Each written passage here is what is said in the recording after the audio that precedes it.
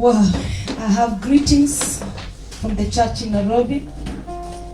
My father in the Lord dropped me here so that I don't get to it. And we are so excited to be in the house of God. Amen. I'm saying amen. Nikisema Wakenya tutienge watumishi wa Mungu moyo. Mtu anasema amen mingi na msemi amen. Learn how to say amen. Amen. Amen. Simunisalimie tu, nimesikia tuko Kiambu mwana ni agosho. Hallelujah. I just want to honor the graces of God that you are ahead of us. Servants of God, we honor you. And I also want to honor the graces. There is a man of God I'm looking for. Wow. I have a word for somebody that is so coming. So I'll be speaking to him later. Now listen to this. I just want to bring down the word of God by the grace of God and with a lot of humility. The woman of God has already said my name. I'm in the city of Nairobi. We are in the CBD around Tomboya Street. That is where we are ministering by the grace of God. Oh, we are okay. We are busy there. Okay. Wow, it's good. That one is good. Now, when we were worshiping, I sat down and I wrote some things. If you have a pen and a paper, if you are taping this, I want you to record this because I did not know this until I came here. And I thought I'm coming to minister by the Spirit of God. Woman of God, do I flow in English? Is it okay? Yes, please. Everybody is understanding English. Are we okay? Kuna mtu taifa kidogo? Kuna mtu nani? Kuna mtu hataki kizungu. Nisanganye? Like your mami, kaya kula dimi. Kwa tukanisho bekina kikuyu. Mbone kwa gamuno. Now listen to me, man of God. I want to speak. Woman of God, just allow me for 1 minute. It's not you. I'm speaking with that man of God. Now, when you came in, I don't know your name. I have never seen you. But, oh my God. You found me seated at the back. I came in and I was interceding. The Spirit of God turned my eyes to see your face. And this is, even as we were singing, the Spirit of God was still speaking to me the same word. That the Lord is extending your grace in field. Yes.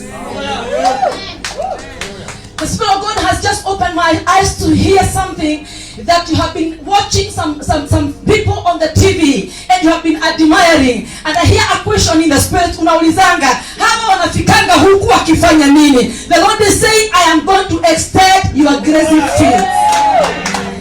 Now that is your new season, amen. Now that says the Spirit of God. I need to know your name after this. Tusalimiane baada ibada kama nitakuwa. Now listen to me. I love God. Now listen to this.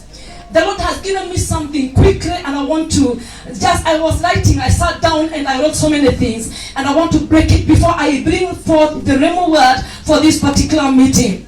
Now the Lord has said, there shall be a birthing.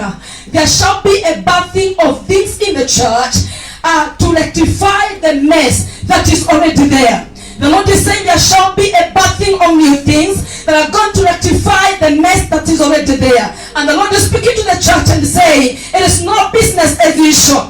Many of us are used to acadabra. We are used to a lot of gimmicks covered up in the church. But the Lord is saying in this season, there is going to be a birthing of a new thing, of new things or a new thing that is going to rectify that mess. So what are you about to see? Now, the Lord is saying, these new things that are going to be birthed, they are going to be a big center of what will usher in the glory of the Lord in the world in these early times. Amen. So, I want to encourage the woman of God. She sent me a message yesterday night, and she realized that she had written so much, and I just said one sentence. Because what God is doing right now, He's not doing this for the glory of men. He is taking the glory from the hands of men and returning it to His name. Hallelujah. Our worship is for the glory of God. Your marriage is for the glory of God. Your children are for the glory of God. Your business is for the glory of God. Hallelujah. Hallelujah. So we are about to see some things that are coming forth that are going to set the pace. Tumekuwa na waibaji makahaba. My God, the Lord is about to rectify that. Hallelujah.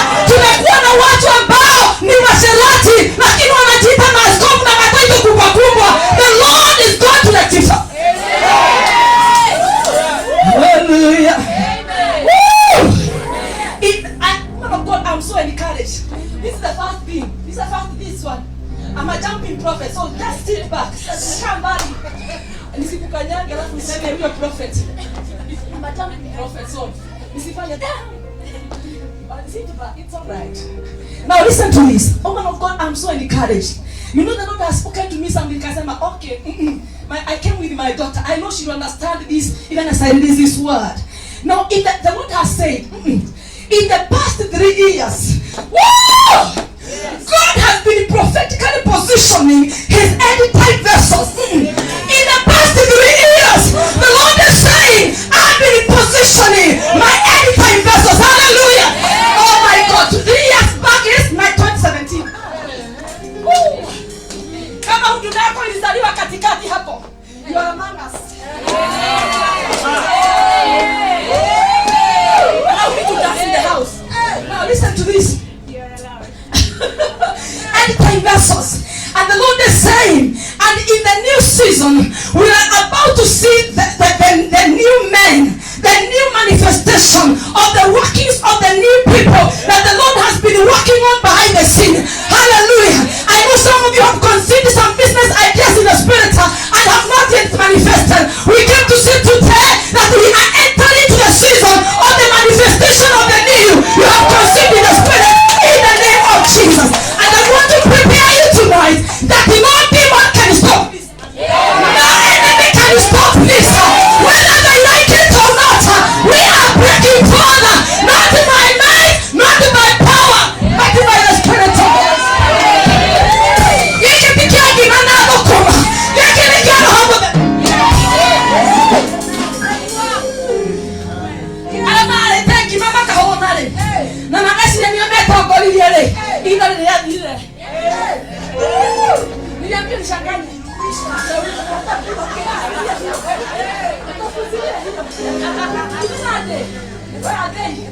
Hello, come on, hallelujah.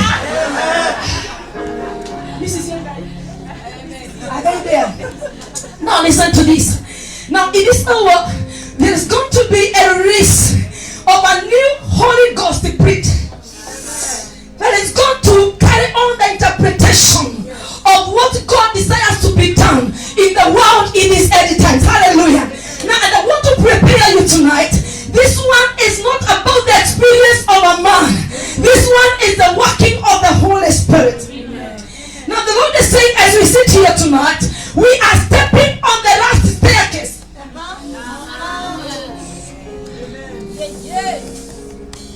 And thank God I came here. This people God is all over my hands. Now we are stepping on the last staircase. Now we usher in the glory of God in the world. Hallelujah. And we are going to see the fatherlands, even to the generation of our children. There is not going to be a cutoff from this hour in the name of Jesus. So the Lord is saying, where the church is stepping on the remnants of God's people, we are stepping on that last staircase. Now we are about to witness the new, oh my God. Then we are about to hear the new melodies. We are about to hear the new voices. We are about to see new faces.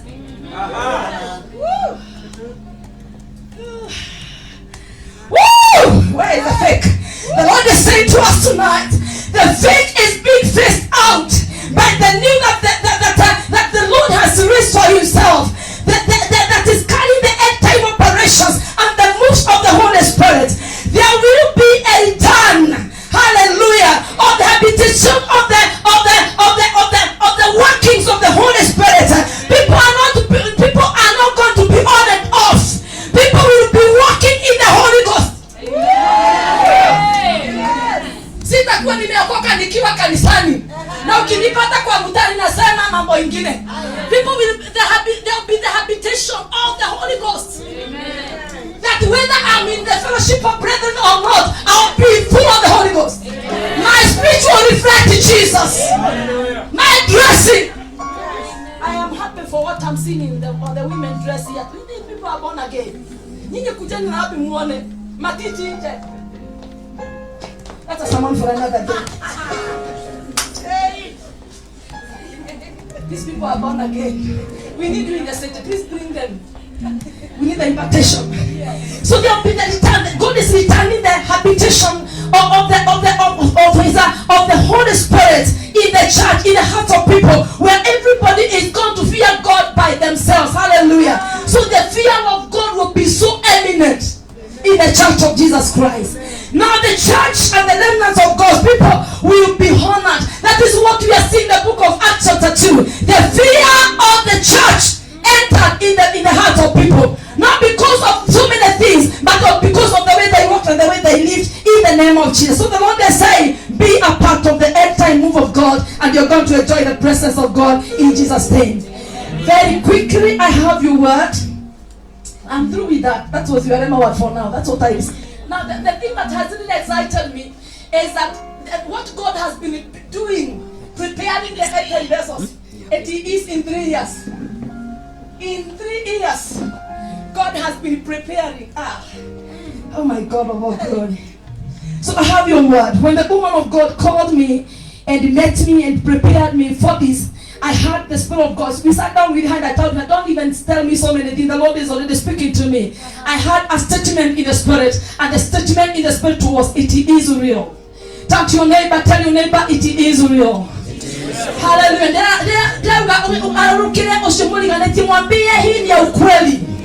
It is real. Hallelujah. And I went back to my dictionary. I was looking for the meaning of the word real.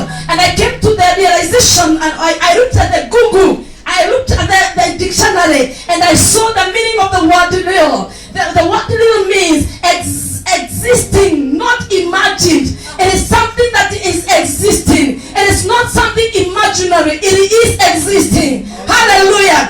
Real means it is true. It is genuine. Iko.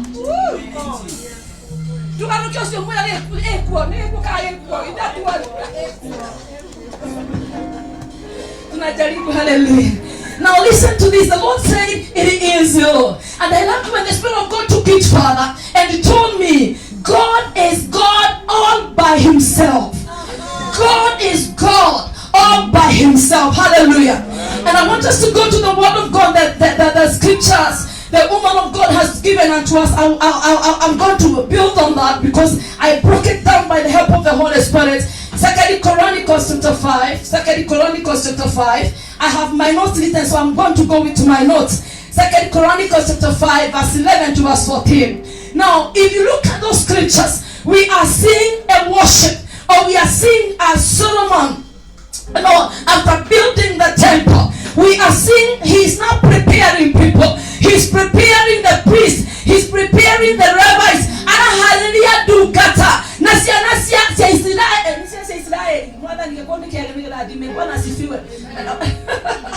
No, he's preparing the people. He was the king by that time. So he's preparing the nation to gather together so that they can dedicate the temple of God. Hallelujah. And we are seeing Solomon because he's coming from the lineage of the worshippers of the true God. We are seeing a man who is aware that the God does not just come down because a sanctuary has been put up by iron sheet or whatever they're using nowadays.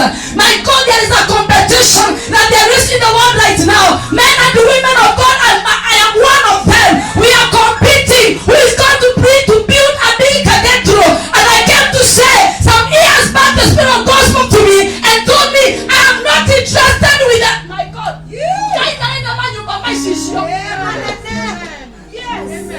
Tumejenga manyumba kubwa lakini hakuna Mungu.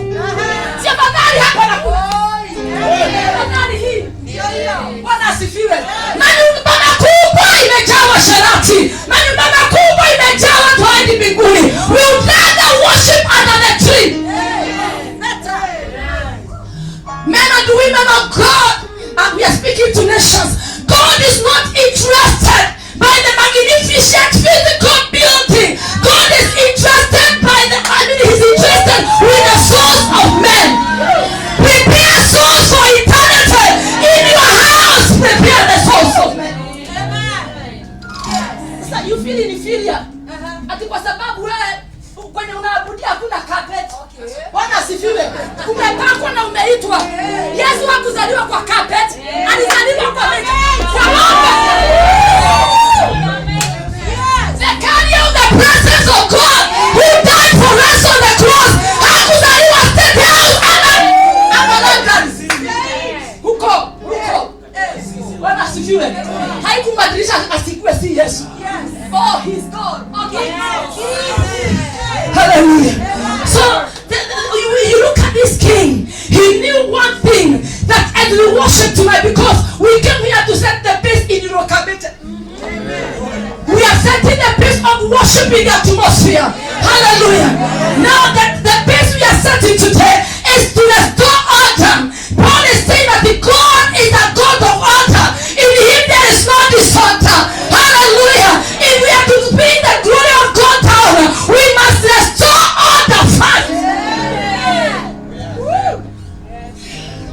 So Solomon, we are seeing something. We are seeing, oh my God, I love the first part of it. The Bible says, we are seeing Solomon from the story, having completed the construction of the temple. We are seeing that he is putting things in order. We are seeing the people there, the priest, my Jehovah God. We are seeing the commitment and the continued dedication of the man of God. Hallelujah. My Jehovah God, these people, the Bible shows me that they were ready to move with the current operation of God. The Bible shows me they came ready. They came sanctified.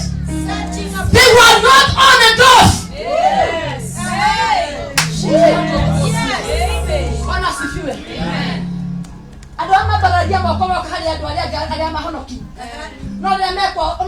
They are showing off.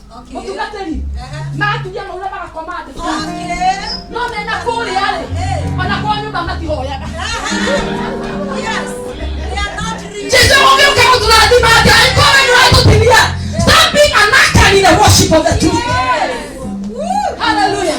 So we are seeing priests. You call me. By the way, I want to make a correction. I had somebody say that thing here. Without humility, allow me to make a correction. My God has called me to restore order. My God, priests, worshippers. Don't ever call the church for a worship experience. It is not an experience. Yes. Hallelujah. There is no scripture backup. You're calling us for a worship experience. We don't want to experience. We want to dwell. Yes. It is not an experience. When I experience the occasion, go out. We want to dwell being worshippers. Hallelujah. We want to be carriers of the presence of God. We are worshippers 24/7. Worship experience after that. Yes. Unapata ba. Yesu aliacha kwa kanisa ile experience.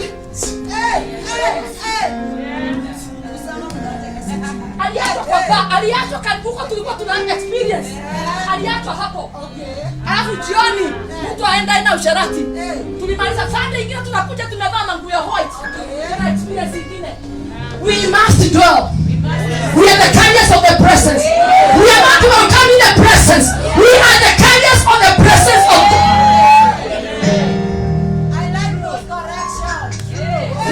So we are seeing the priests that they were committed, they were dedicated, they were living a holy life, they were ready for the operation. We are seeing the Levites. I'm going to be very fast. We are seeing the Levites, hallelujah, that they were singers. Makuhani, thank you Holy Spirit. Makuhani ambao walikuwa waibaji, Bwana asifiwe, na ambao hata watoto wao, my God, walikuwa tayari pale, na tunaona walikuwa na manguo za white linen, hallelujah, na walikuwa na musical instrument. I'm speaking to the instrumentalist. Tuko na shida kwa wachezaji wa vyombo. Wacha niongee leo. Kesho msiniite. Kesho msiniite hapa. Sikia hii. Unajua hizi mambo, thank you man of God. Unajua hizi mambo tunaficha huku chini ya carpet na mambo inaharibika. Waibaji wapigaji vyombo. Siekeni chini kwanza niwahubirie saa hizi. Hata hiyo keyboard kwanza. Bwana sikia hiyo simu. Hiyo ni maandiko yasema hapo una chat.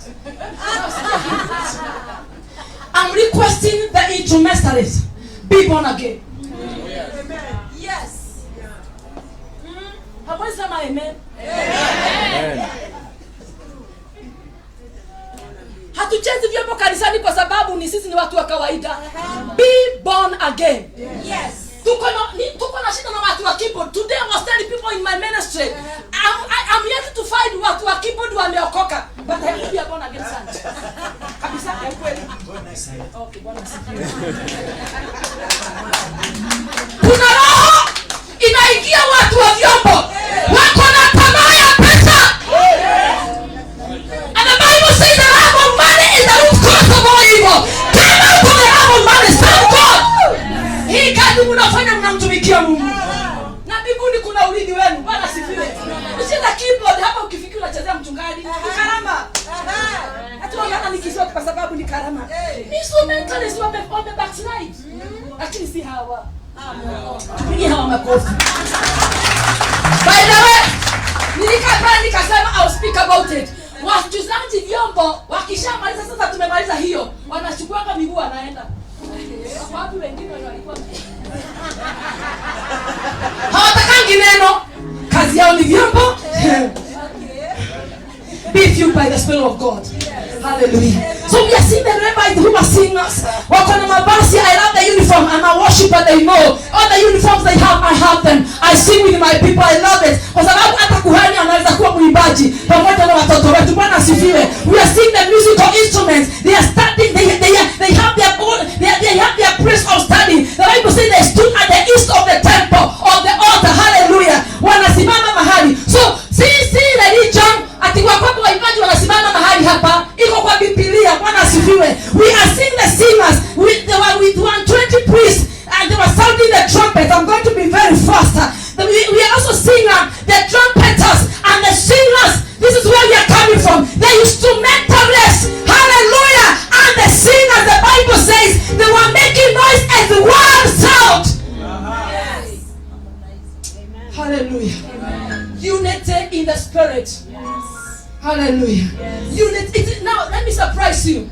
For those people who are used to experience, niko na experience ya kuhubiri. Okay. Mungu anawanyang'anya microphone sahi. Raundi hii hautoboi. Na experience ya ugali. Na miaka mingi ya kuokoka. Wanaona kile mwaka wa 1990. Hondoka ongezo kama mwana hivi. Wacha wewe. Hiyo ibada imepitwa na season. It is not about the experience. It is about the hour of the move of the Holy Ghost. Hallelujah.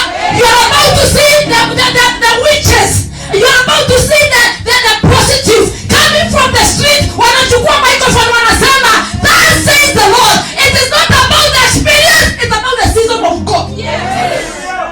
So we are seeing these people making sound. And they are doing it in one sound. They are making it in one voice. Hallelujah. And the people who are hearing, they are hearing the praises of God and thanksgiving to God. And they are lifting up their voices with the trumpets and the keyboards and the instrument of music, praising the Lord. Hallelujah. And they are all saying, "Oh my God, He is good and His mercies endures forever." Hallelujah. So the hearers of the worshippers and the instrumentalists who go in jail, walisikia one voice. Yes. I'm not just talking about the physical voice. I'm talking about the unity in the Spirit. The season we have entered into. The Bible says, Jesus is saying, and these signs, wonders, and the miracles, this is not the kachumbari yote. They will follow the believers, not the preachers. Amen. Hallelujah. Yeah. So how are we going to experience this? The Lord is restoring that unity in the Spirit in the church. Tukiunganika pamoja, even without praying for the sick. Just as we are worshiping, the sick are getting healed. Amen. My God, hallelujah. Now, if you look at this, I don't want to go through this, but if you look at this, at the end of the day, the Bible says the ministers were not able to speak because the presence of God came down. Yes. Hallelujah. Amen. And I was going deeper in that word, and I was getting some revelation. That means if there was a sick person, the presence of God that came down in that temple already healed the sick. Hallelujah. The people who are gathered in the dedication of that temple, if somebody came and they needed provision, Jehovah Jireh already came down in the power of His presence and He provided for people. They did not need to see the touch of the hand of the inner man of God. They already encountered the presence of God. And how many people know where the presence of God is? Where the Holy Spirit of, because God is Spirit. God was there. The Bible says where the Spirit of God is, there is liberty. Yes. Hallelujah. Now, where the Spirit of God is, there is liberty. I'm going to be very fast. Hallelujah. Because I have something for you. Now, the visitation of God. Oh my God. The Spirit of God is reminding me something. Now, the reason why we are gathered here, and the reason why I was hearing the woman of God speak as I was taking something down there. Now, listen to this. In the book of Genesis, I'm a shouting prophet. In the book of Genesis, some of us never knew how to speak. Let me surprise you today. I did not know how to speak English. God has taught me English.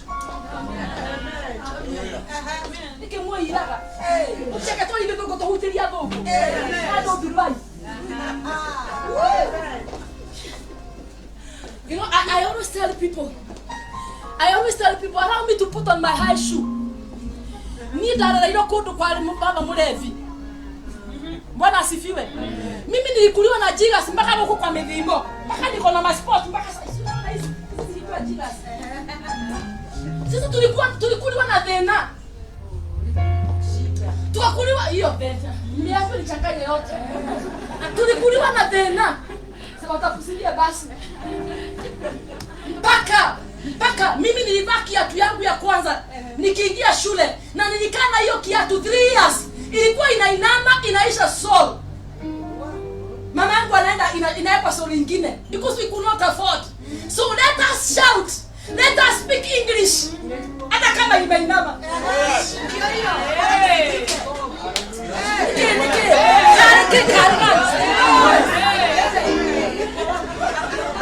Wacha niwaza bidasha hata nikitembea kama chura ni sawa. I will walk like that in the house of my father. Hallelujah. Do not despise us.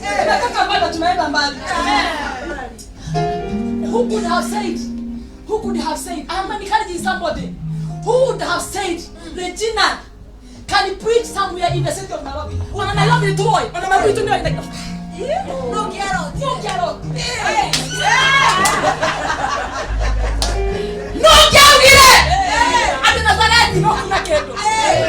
Touch your neighbor, tell your neighbor, don't despise yourself. You are in the workings of the Lord. Come on, someone, touch your neighbor, tell your neighbor, don't allow anybody to despise you. God is not ruling you yet. Hallelujah. Touch your neighbor, tell your neighbor, God is not ruling you yet. Wacha na sisi. Wacha tu shout. Bwana sifiwe. Hata ukiniona nikitembea hivi naanza, wacha nitembee. Sawa? Saudi yako yao na marema, mimi naona glory.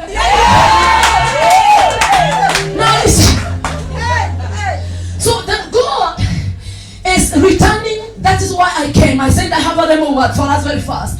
God is returning human race back to the originality. Because we cannot worship God until we have gone back to where we began. The Bible is showing us in the book of Genesis. I love God. Me, I love the house of God. Now listen to this. In the book of Genesis, we are seeing that God saying, He said to all the other creatures, He said, let there be. But when it came to the deal of a man, the Bible says, you know, they gathered that Jesus and the Holy Spirit, and they spoke together and they said, let us make a man in our own image. Hallelujah. Now, Church of Jesus Christ, for us to be the carriers of the move of God in these end times, God is looking for Himself in you. Hallelujah. Mungu anajitafuta ndani yako. Hallelujah. God is looking for Himself in you.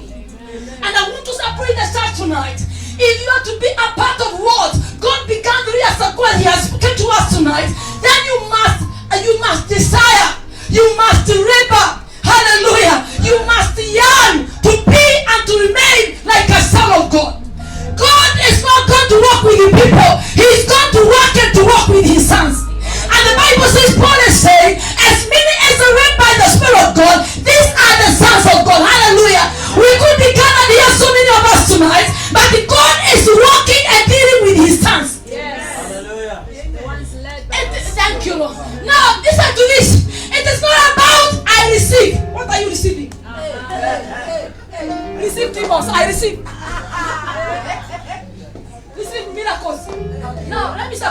Miracles are not received. Give me the scripture. Give me the scripture back up.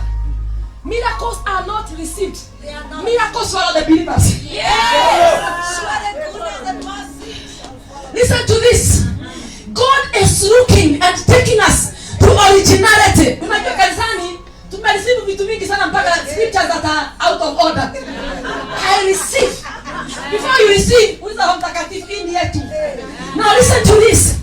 God is looking for that originality. He is taking us back there. The Bible says that he used to appear in the Garden of Eden at the cool of the day. So he's looking for that fellowship. He's looking for that intimate relationship with the Son of Man. Hallelujah. The Bible, I'm saying hallelujah. Amen. The Bible says in the book of Ecclesiastes chapter 12 and verse 13. This is the conclusion of the matter. This is the whole reason why we are here on earth. This is the reason why we are shouting tonight. This is the reason why others are dead but you are alive. The Bible says the whole duty of a man is to fear God and to obey his commandments. Hallelujah. That is the whole duty of a man. Si kuzana kulea watoto. That means ukilea watoto na ukiona ukiolewa, do it as a son of God. Because in that, God is looking for his workings as a son of God. Hallelujah. Even in that marriage, God is looking for the working of a son of God in the name of Jesus. Hallelujah. So we are seeing God created a man so that he may have fellowship with him. And the Spirit of God was telling me, we cannot gather to worship. And this is where the disconnection is. We cannot gather to worship until we go back to originality. You will worship as an experience and you're going to go out empty. We come tomorrow, your life is not transformed. We are seeing what is happening to this temple. When they worshiped, when they did it to the altar of God, the presence of God came down until the ministers could not minister because the presence of God ministered to the heart of men. Everybody who was gathered there and encountered the visitation from God. Hallelujah. So God is looking for that personal, intimate relationship with each one of us. Even before we gather by the way, thank you, Holy Spirit. The Spirit of God is so comic. The Spirit of God is reminding something else. He was even telling me today here. And he has been telling me this. Ya kwamba kuna mikono mizito sana. Kuna mikono mizito sana. Ukiambia na ni bibiliko. Ukiambia kanisani watu wainue mikono. Rais akipita hapa aseme nini mwenye anaongoza aseme inulieni rais mikono. Utaona wamama mpaka wanaenda wakiinua mikono. Lakini tukisema kanisani inulieni watu Yesu mikono, unaona watu wanafanya hivi. Bwana asifiwe. Inua mikono juu. Bwana asifiwe. Muinulie Yesu mikono juu. Acha kufanya shortcut. Kama uto shortcut, worship, lift up your holy heart. God told me many hands are very heavy because of baggages. Yes. Bwana asifiwe. Ulidanganya haiwezi inuka. Wewe ni mwabudu. Lakini unashika microphone. Bwana asifiwe. Hawa watu hawako hapa. I'm not talking hawako hapa ibada hii leo. Ulihongana, kapata askari wa nini wa traffic. Ukamwambia afande nimekosa, ukampea hapa nyuma 50 bob. Alafu unakuja kanisani, punue mikono. Haiwezi inuka. Bwana asifiwe. Bwana ni mizito.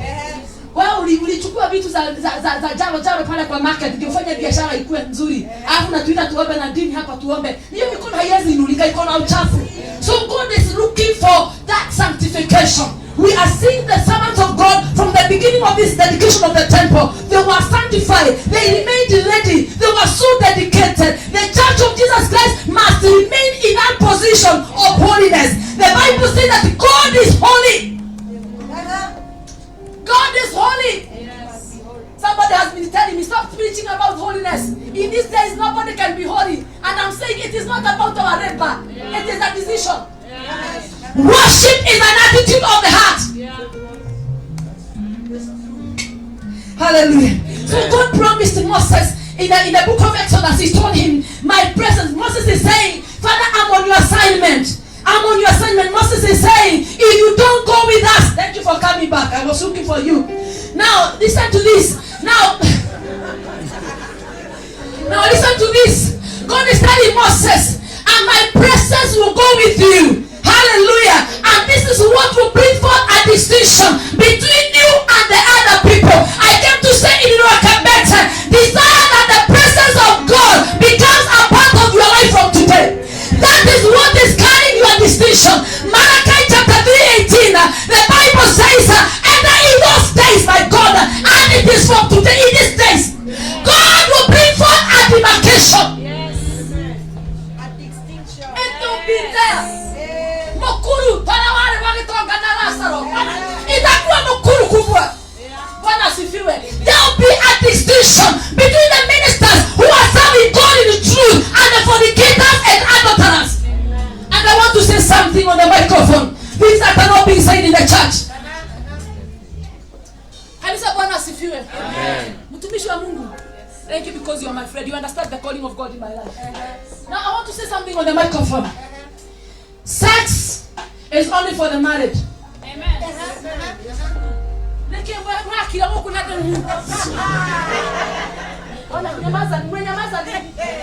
Siku hizi kuna vitu zinaitwa condom. Mtu anakunywa maji anafanya akanyauka nyulia. Na usiwa kwa kwamba kuku igoro.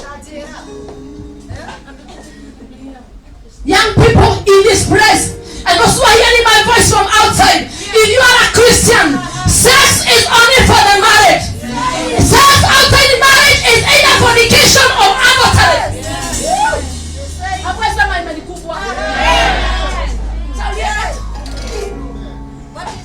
And I want to say to the young people, even if you do it with a condom, it is still sin.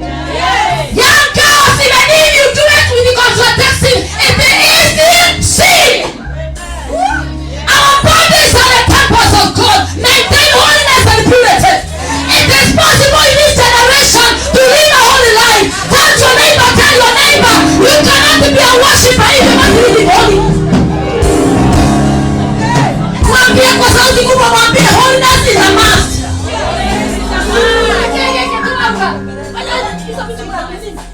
Unajua siku hizi umekuwa na, let me surprise you.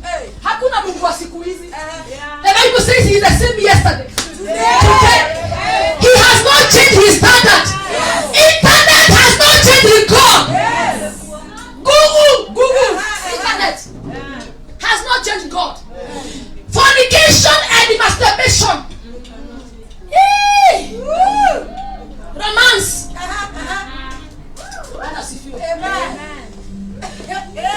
Kuna romance uko na mtu si bibi yako na bwana yako. Ndio tukutubiria hapa vyombo. Si hawa. Watu nje watasikia nini? Huko nje watasikia na unity in the spirit. Watasikia na kahaba na kanisa. Kahaba na kanisa nini hiyo? Sasa hiyo si kanisa. We must purpose. I'm talking to women. I'm counting 19 years without a man in my life. And I'm a mother of big children. It works. It works. You can purpose. Yes. Hallelujah! Kufa. Uko sawa. Yes. You submit your body. Body does not get born again. Wacha kuguza hii si chuma. I don't know who I'm talking to.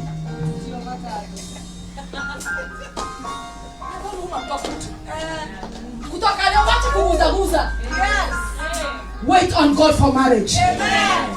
Yes. So, thank you. Bishop is.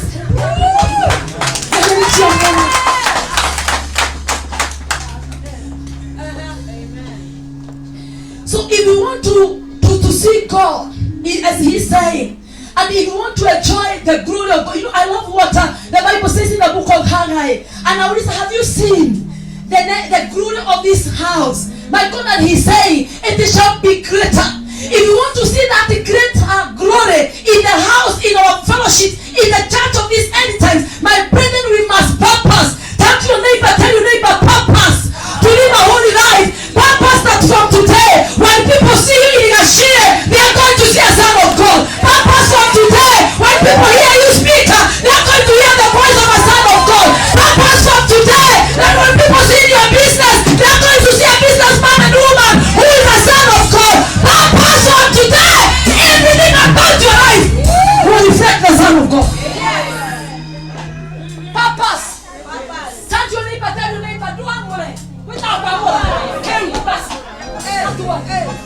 Purpose. Nimekusumbua sana. Purpose. Bwana asifiwe. And I want to encourage you. Me, I'm enjoying the fruits. I need to finish this thing. I'm enjoying the fruits of living a holy life. Wow. Woo! The blood of fire. Hey. Where's your husband? I'm enjoying the fruits. Man, At the pace. yes. At the pace. Hallelujah. Mimi sina ukimwi. Waliopata shortcut. Some of them are HIV positive. Mimi contemporary. At the pace. Hallelujah. My God, some went shortcut. Wakanunuliwa magari makubwa. Wakajengewa manyumba makubwa. Mpaka ukikusana na kuuliza jina.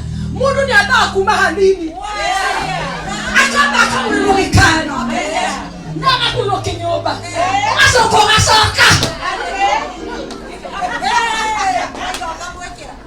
Mungu ni anataka uwezebia. Akaulwa instruments ya oro. Ya kuhujana sio. Asoka. Hallelujah. The Bible says we are not of those who draw back. Hallelujah. We shall remain in the course until we enter eternity. In the place. So God is looking for himself. Thank you. Why? He's having you people. Now listen to this. God is looking. I know we are going to have more of these meetings, woman of God. But as we go out of this place, the Lord is saying, I'm looking for myself in you. That is what God began with at the Eden of Garden. And at the Garden of Eden. Hallelujah. That is the originality. God desired. That Bible says the man was not going to God. But the Bible says God was coming down at the cool of the day. Hallelujah. God was coming down. Hallelujah. So what is God saying? God is saying, I'm self-existence. I'm not an imagination. Our God is not an imagination. He's true. He's genuine. Hallelujah. Our God is not a cadabra. He is all-sufficient God. He told me, he spoke a word, and I know you know that song. He told me, I am God by myself. I don't need anybody's kachubari. Hallelujah. I'm self-existence. Hallelujah. And the Lord is saying, when we purpose to remain as sons, and we purpose to join his presence, then we are going to enjoy that reality of God in our lives. Amen. Let me surprise you today as I finish. Many things, before I knew this, and you know me, I'm Mkonde already. Before I knew this, lakini sasa Simon Makode, I'm a bit better. Now listen to this. Before I knew this, for everything that I needed God to do in my life, I fasted. I fasted for 3 days. They are called Esther days. Nikaona kwa ni Mungu hasikii. Naenda saba. Because of the same issue. After tunaambiangwa, hiyo kitu haiko kwa Biblia. Show me, tunaambia hiyo kitu tunaambiangwa, woman of God. Tumeambiwa hiyo kitu mchungaji baba yetu. Hizi vitu tulipata lakini mtatuambia wewe unajua neno. Tuliambiangwa, ukitaka kuona Mungu, lazima ufunge. Ushasikia maneno? Unaona nini? Tuliambia mama, iko wapi kwa Biblia? Wacha nini kwa hizi mama tunaambiangwa. Tunaambiangwa hivyo.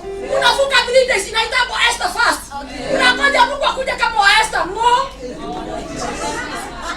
Unapanda kia ya juu 7 days na inaitwa 7 prophetic from 7:14 from 14:21. From 21:14. Guy, inalike. Now, you know, God is looking for himself in you. And you allow him to father you. Allow God to father you. I am a mother. I am a mother of a son. Okay. Now listen, it is my responsibility. Are you listening to? I'm preaching to you today. It is my responsibility as a parent to make sure that my son's school fees is paid. To make sure my son has a roof, has a bed. Mami, on a Rosine. Mananda ya mkate kama hadi 7 days.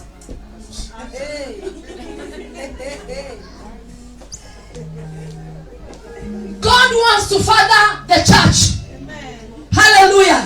Before you fast, create that personal, intimate relationship with your father that you can call him at any time and he'll understand your voice.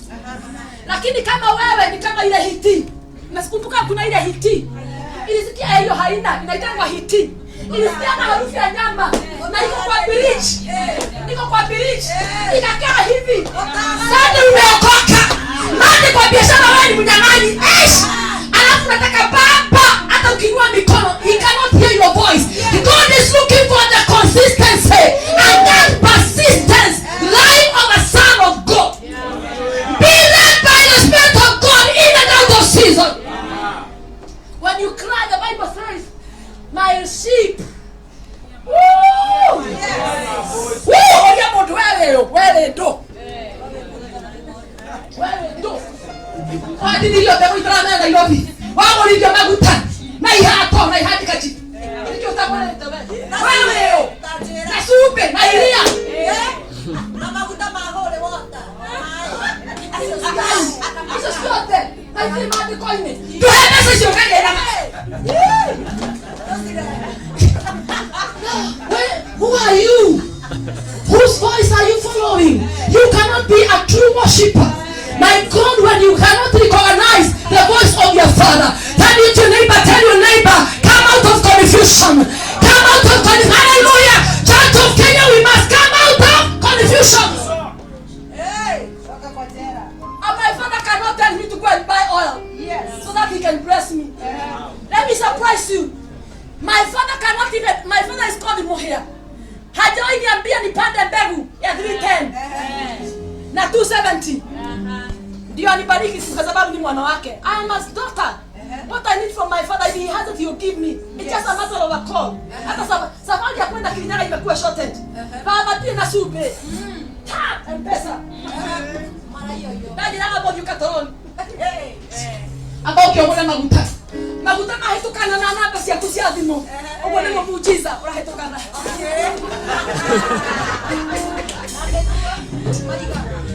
Now listen to me, I want to finish this. I came to encourage you.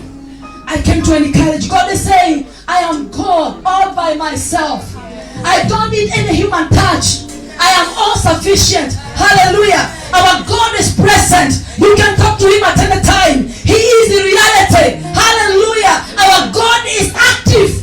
When everybody is sleeping, when everybody cannot pick your call, if you develop an intimate relationship with your father, he will always hear you. The Bible says that his ears are inclined to the cry of the righteous. Yes. Live a holy life. Wacha kutafuta manabii. How do they thank you, and I want to be corrected on the microphone as I will finish. Yes. In the ministry of Jesus and in the foundation of Jesus Christ, the church, the foundation he laid for the church, that every time people gathered around Jesus, he taught them the word of God. Let me surprise you. Those people you are going to see in some houses, they are called diviners.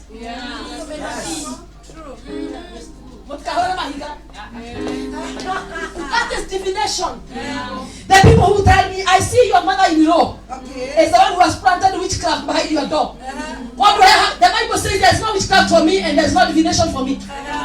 Whether they plant or they don't, that is not my issue. Jesus came that he may destroy the works of the enemy, and that is a part of the work of the enemy. God, Jesus already destroyed, and my work is to enjoy life in abundance that Jesus brought in my life. Don't tell me about witches. Hallelujah. Those are called diviners. Now me ara hubuli kudamera ku microphone ine. Inyu muna hina tunyomba kukera adu mara hebesa kunago kuna ng'ombe. Muikaili tada siayu. You are diviners. Be born again. So for us to be true worshippers, I love what Jesus says. I want to finish. I love what Jesus is telling the Samaritan woman in the book of John chapter 4. We finish with that scripture. We finish that. That's why I'm saying, thank you people you came. Why did you know people you? Thank you that you came, all of you. Hallelujah. Now, don't call us for an experience. We don't want to an experience. Yes. We want to dwell, be worshippers. Yes. We want to what? Lifestyle. That it should be a lifestyle. Usituita katika experience. Experience itapata saa hii, kesho nitakuwa nimesahau. Bwana asifiwe. So Jesus is telling the Samaritan woman, this is the order. It is not about these buildings. It is not about what you think you know. No, this woman came to Jesus with a lot of experience. And Jesus is telling her, flashing out all those things. And he's telling her, but the hour is coming. And now it is. Oh my God. Hallelujah. Turn to your neighbor, tell your neighbor, my neighbor, the hour is now. Hallelujah. My God. I've always told the Pentecostals, I'm one of them. Wataniteso! Majirani matikikoma nilo hodi na mabati. Na ulisema? Kaibura hebu. It is good. I also love shouting. But listen, one time you're going to be fixed where you cannot shout. Doesn't mean you not pray. Do you know the Bible says you pray without ceasing? You can be cooking and you are praying. Yes. Hallelujah. Yes. You can be showering. And pray. You can be in the toilet. And pray. I love prayer. Hallelujah. You can be walking on the street of Nairobi. When the people meet with me and they're like, woman of God, I could not disturb you. I saw you talking and talking. I don't care. I'm worshiping on the street. Yes. When I have the times I even raise my hands on the street and just shout. I don't care who is watching. Yes. I'm a worshiper 24/7. If you cut the blood of the woman of God, you find to worship. Hallelujah. Now listen to this. Jesus is telling this woman, come out of the experience of your father Jacob. Yes. Tell your neighbor, come out of your experience. Your experience of yesterday's worship will not hold you today. It will not hold you where the world is going to. So Jesus is saying that the time is coming and the hour is now. That the true worshippers, tell your neighbor, be a true worshipper. A true worshipper is somebody who is full of the word of God. Truth is the word of God. Jesus is the truth. He's the word of God in the form of flesh. Hallelujah. So be full of the word of God. In the truth. Truth is the word of God. Yes. In the truth and in the spirit. Hallelujah. For the Father is seeking for such to worship Him. God is not looking for people with the suits and with chorus. I love them.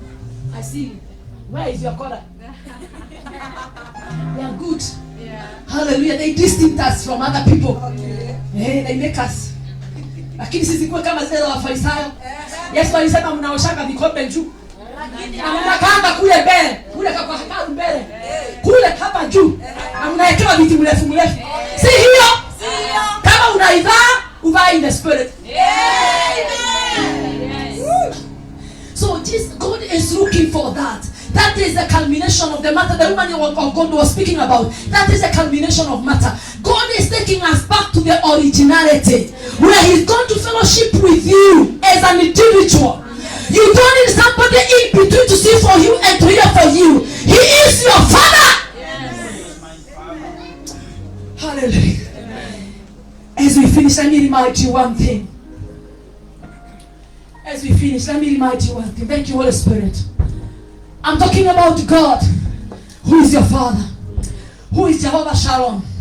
When this will go or hit the lock in the world, we are going to enter into some dark moments in the world. But them that are worshippers in truth and in the spirit, Shalom will preserve you. Amen. Jehovah Shalom, who is your Father, will preserve you. Hallelujah. Amen. Jehovah Jireh will provide for you. Amen. Jehovah Elohim. Hallelujah. Jehovah El Shaddai. You can finish. I was waiting for you to finish. He's going to be all sufficient in your life. Hallelujah. Adonai is going to be your master and your Lord. Hallelujah. Jehovah Rapha. Hallelujah. So as you worship Him from tonight, worship Him knowing that He is my Father. Yes. If I'm sick, as I worship Him, He's able to heal me. Amen. If I'm lacking something, and because He's my Father, if I'm lacking something, He Jehovah Jireh. You don't need anybody in between you and him. Cultivate. Thank you, Holy Spirit. The Spirit of God is telling me to tell you, cultivate for the intimate relationship. Personal. Tell your neighbor, personal. Kitamba turukaruke hapa na tuinue miguu. I was trying to jump. I love jumping. Maana nilikuwa najaribu kunikipatch na wewe. I love jumping. But before that, usijump hapa afu kienda nyumbani you are empty. Know him as your personal father. Si Mungu wetu. Danieli anasema, Danieli 11, wanaomjua Mungu wao. This is what Daniel knew. Anaekwa kwa shimo, kwa hiyo tundu la simba. Lakini hakuitisha msaada because he knew what? Shalom will preserve me. And he entered down there, enjoying shalom. Hallelujah. When everybody in the world is panicking, we sleep and we enjoy. Yes. Wanasema corona haitajua address zetu sisi. So sema amen. What's up with you? You're not going to bury anybody. Amen. Wanasema ati wazee 65 wasiende kanisani. Kujeni church. Ati watoto sijui ngapi. Hata bebe, even babies go to church. What is this thing? Nobody Psalm 91. The Bible says hizo magonjwa tutaziona lakini hazitakaribia our tent. Hallelujah. The Bible says 1,000 will fall one side and 1,000 on the other side. Lakini Biblia inasema ya kwamba tutaona tuna. Tell you later, you're just going to see. You're just going to hear. Yes, mutation of corona.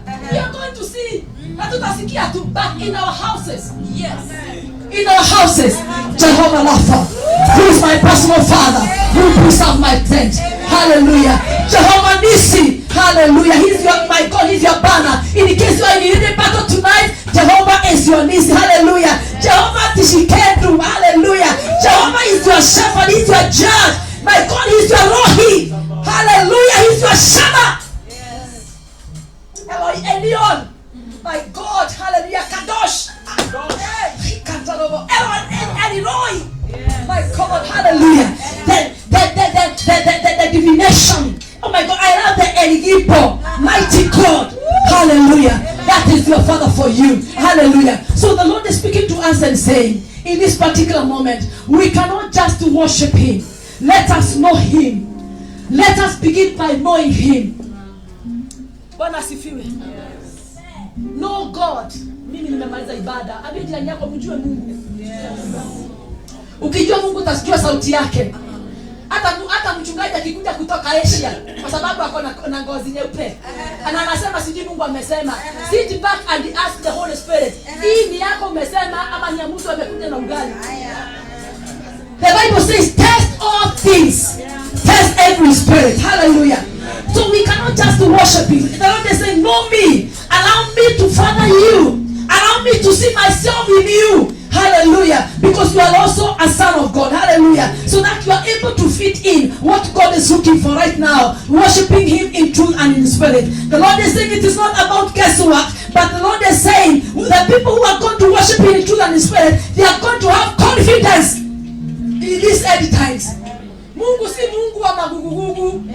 Hallelujah. Iguaya. Wanabadilika na uga matuni kikaikira. Iguaya. Bwana sifiwe. Ati chifu alisema tusifungue kanisa tusienda maombi. Atanitoa huko. Atanitoa huko ndani. She knows what I faced this year. In this country. Watanifata huko. Because I am not on the assignment. I'm on the assignment of my father. Yes. So the Lord is saying, enjoy all the attributes. Church, as you know your father, enjoy all the attributes that are coming from his name in Jesus' name. 2 Corinthians, you can write the scripture, 2 Corinthians 3 from 16 and 17. When you turn to Christ, every veil that is hindering you from getting to the destiny that God ordained for you, it is already going to be removed. John chapter 4, 23 to 24. We are seeing the worshippers God is looking for in these end times. The Bible says in 2 Corinthians 3 and verse 18, God is taking us back and he's restoring back to the image of his son. Hallelujah. That is the work God is doing with the church right now. So that you are able to worship him in the truth and in the spirit. If you don't become a son fully, utachotwa. Wacha nimalizie na hii. Utachotwa. Saa hii ni kubaya. Wakikuyu wamerudi, Wakristo wa Kikuyu lakini hawako hapa. Wamerudi kwa Mwene Nyaga. Wacha niseme hili mwone. You share this one. Let me speak to the Kikuyus. Now listen, and all the other tribes. The traditions of men will take you to hell. God is not a traditionalist. Acheni hizo vituko mnaturudishia hapa. Siakoni ya poli na sarakani siya umekoyo. God has already delivered us from that. The Bible says, as many as believed in him, they were given power to become sons of God. Sisi si wa Kikuyu, sisi si wa Kamba, sisi si wa Kalenjin. We are sons of God. Hallelujah. Come out of those traditions. That is, God is not a reverse gear God. He is a God of glory to glory, and grace to grace. Don't take us to more to kill my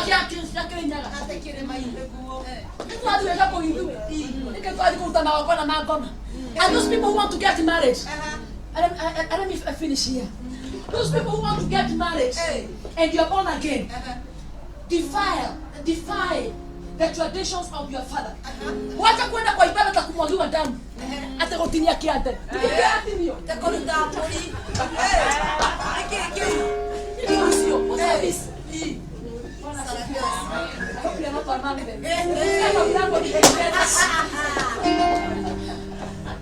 You cannot be a true worshipper if you are a follower of traditions.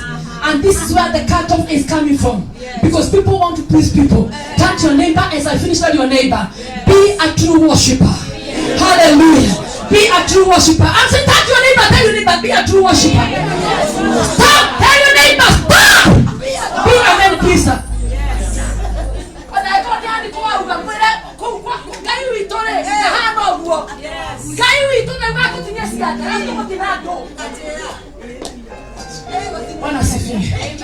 God is saying, I am God all by myself. He is God all by himself. He does not need any additives. He is God all by himself. Treat him as so, and you are going to become a true worshiper in these end times. In Jesus' name.